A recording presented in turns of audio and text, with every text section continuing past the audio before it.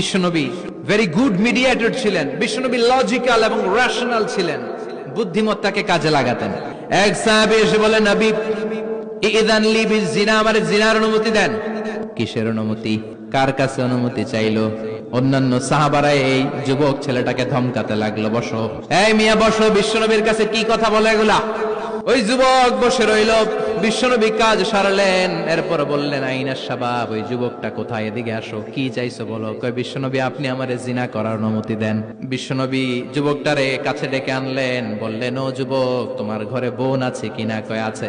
তোমার বোনের সাথে কোনো পুরুষ জিনা করুক, তোমার কেমন লাগবে? সে বলে, আমি এই পুরুষটারে হত্যা করব। তোমার ঘরে মা আছে কিনা? আছে। তোমার মায়ের সাথে পর পুরুষ জিনা করবে, কেমন লাগবে? কয়, আমি সাইজ করবো ওরে। তোমার ঘরে স্ত্রী আছে কিনা? আছে। তোমার স্ত্রীর সাথে যদি কেউ জিনা করে কেমন লাগবে? বলে, আমি তারে ছাড়বো না।